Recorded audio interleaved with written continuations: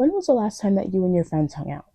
When was the last time you guys watched a movie, hung out in the Taco Bell parking lot until 3 a.m. eating 12 tacos? That's really specific. I don't know. But maybe you have. So, what is going on in today's society that we're having a friendship crisis? In today's video, we're going to be discussing why it seems that nobody has friends these days. And she like, yeah, bitch, shut the fuck up. You sound like a fuck. I've definitely been in a situation before where I found out that my friends wouldn't inconvenience themselves for me, whereas I would do that for them. So let's take a journey. Just follow me along on this trip.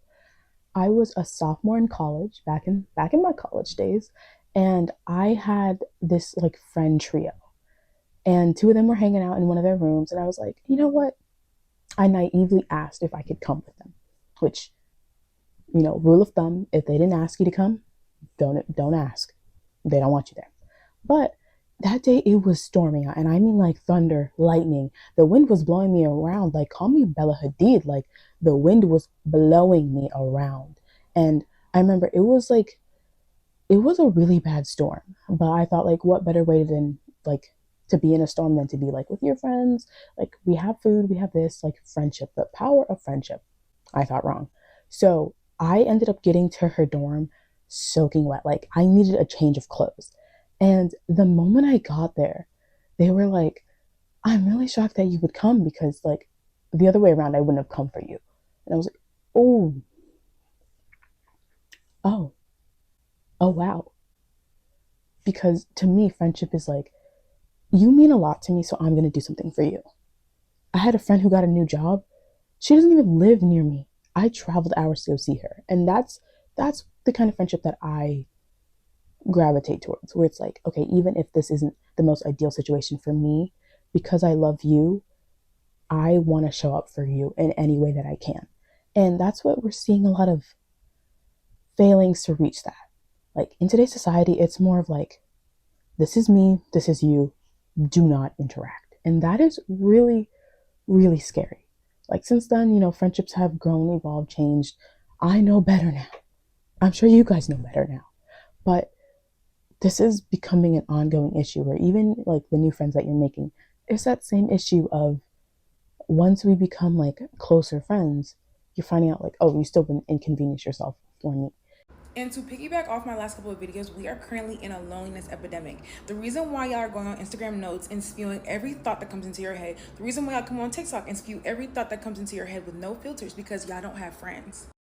Copyrighted music, copyrighted music, copyrighted music, yeah.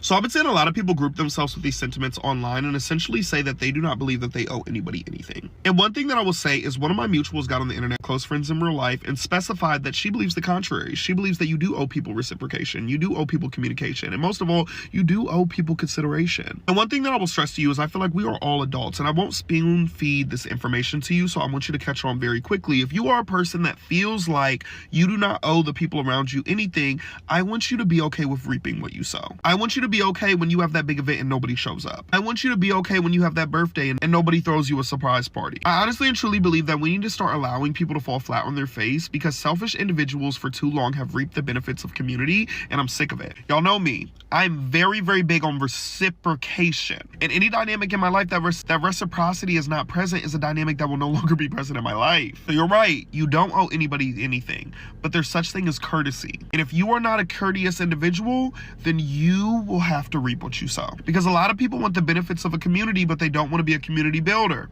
Wake that up. So all I'm saying is the price of community is to be inconvenienced. And if you refuse to be inconvenienced in any shape, form, or fashion, I want to let you know that you are making your life an inconvenience. But you won't be inconveniencing us because we're going to be over here with the people that we do owe something to, the people that we do show up with, and most importantly, the people that show up for us. Friendship nowadays are no longer reciprocal. There has been a 2-year-long debate, I know because I've been keeping up with it, on the differences of being a low maintenance friend and a high maintenance friend, and which one's worse. And let me say, it's a doozy. So from what I've gathered, both of them seem a bit toxic depending on whose content you watch about it, because like I'll just say the extremes for you. So a low maintenance friend is someone who doesn't really like to interact with you, like call you, text you, see you. and they can go like weeks, but mostly months without interacting with you. And, it's assumed that everything's okay between you guys. A high maintenance friend is a friend that would love to contact you mostly every single day. I'm not sure about if it's every single day, but they want to talk to you a lot. They want to go hang out with you. They want to see you. Like, that makes them happy, just seeing you all the time. The issue is that there's no middle ground with these friendships. It's one or the other. And I feel like a lot of friendships could benefit from having the conversation of, what are your expectations for our friendship? What are your expectations for our communication? Just letting somebody know what they like, you like, anything in general. Because the way it is set up right now, it seems like a lot of people aren't finding friends that fit their needs and their communication wants. Low maintenance friendships as a way to say, I'm not willing to prioritize certain people in my life. If I haven't spoken to you in the last 6 months, we're not friends. To me, the definition of friendship is being an active participant in somebody's life and being there for them.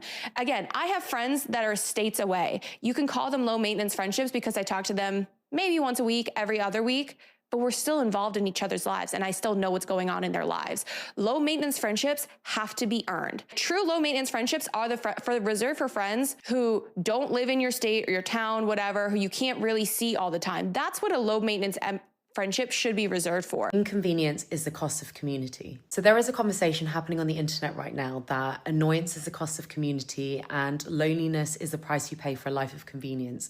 I actually fully agree. So I recently wrote a piece for Days all about it, hooked on this hilarious tweet that I saw. Inconvenience is the cost of community, I repeat to myself as I climb 6 flights of stairs for my friend's birthday party for her cat. What it basically means is that if you want to have kinship, close friendships, a support network, sometimes you are going to be inconvenienced. You will do things that you are not that keen on. It's not your cup of tea. Plans with friends will come when you're already busy or a little tired. I'm talking about helping a friend move flats when you're hungover, dragging yourself to a weird event when your housemate wants to go, or traveling for an hour to be there for a friend in need, even though all you've been dreaming about all week is lying on your sofa in your dressing gown and going on TikTok until you go cross-eyed. It's basically the toll we pay for loving and getting to be in each other's orbit. Also, before anyone comes for me, I'm not talking about burning yourself out, exhausting yourself.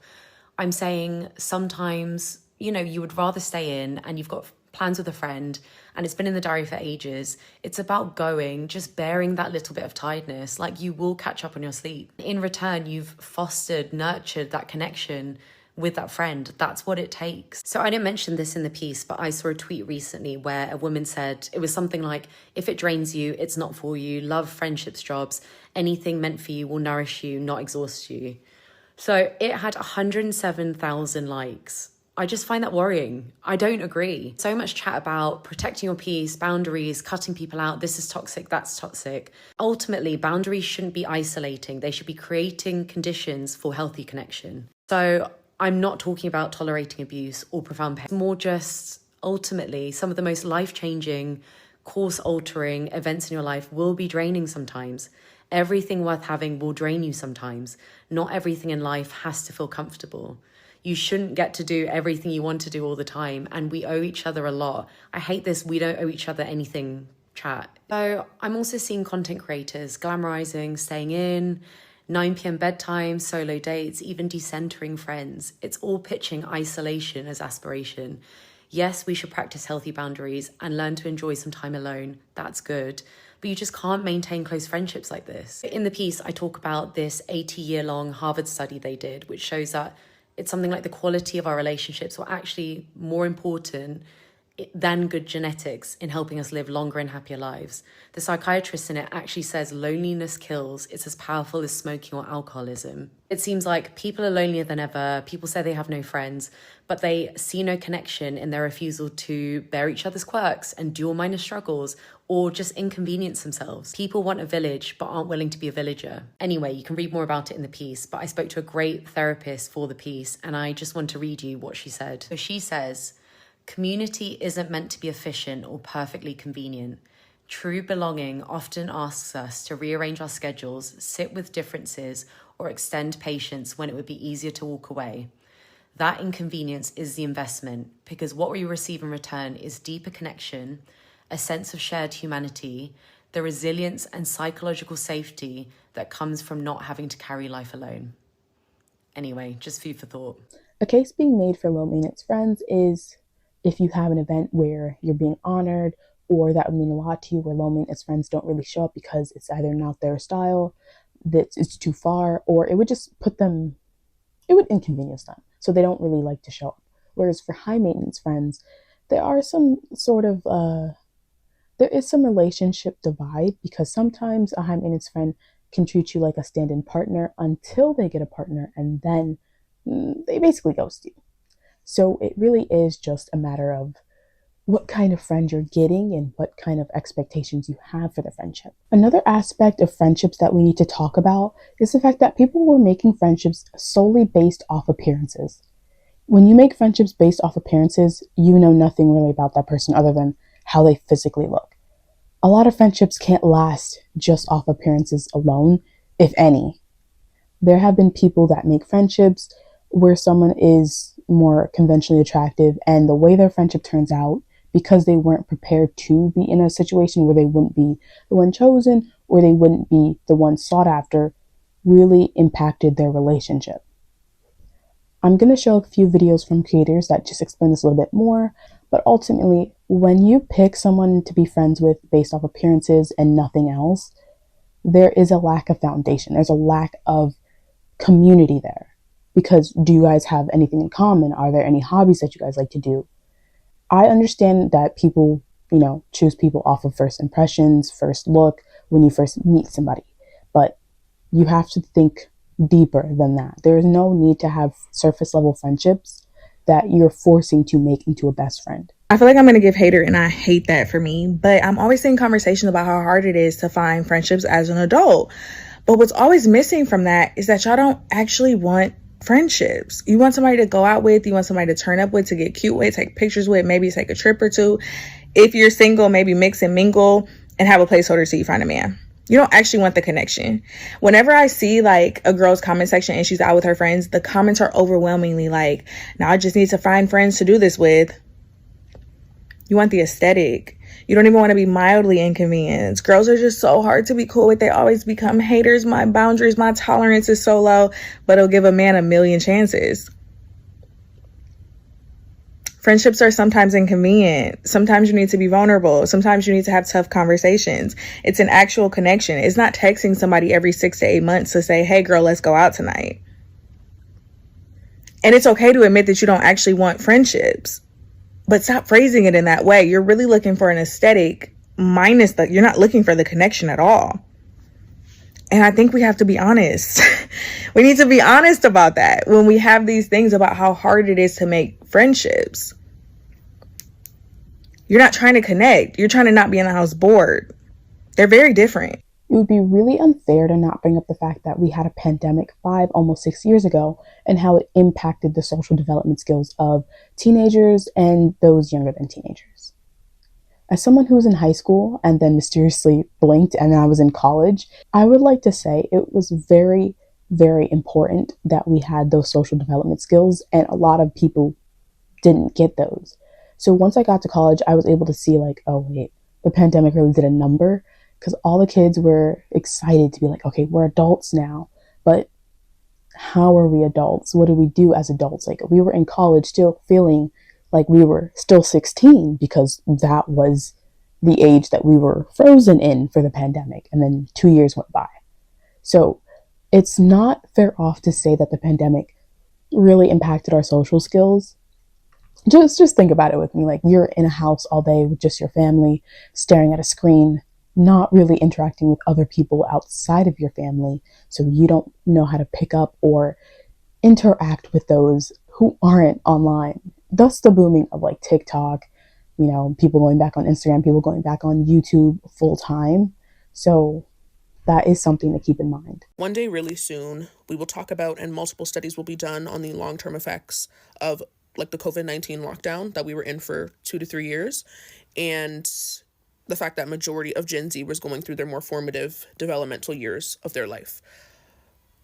Because once we have those conversations, we can really start to see the trajectory in which society, as Gen Z continues to grow and lead society, we're seeing that effects of us being in lockdown for our formative years and how it's playing out. Men don't know how to socialize with women. People don't know how to interact with people in real life without the thought of like internet culture in their minds. Like just so many little things because of overwhelming amounts of internet access and restrictive socialization during lockdown. That's resulted in the more barbaric society I feel like we're living in right now. Okay guys, so this is the end of the video. I hope you had a few takeaways from it. Like, let's make friends that we can have a reciprocal relationship with. Let's communicate our feelings effectively, and let's get out there. I know third spaces are dying, but let's find a place to meet. Hey, have a conversation in my comment section right below this video. Let's talk more, and I'll see you guys in our next video. Bye.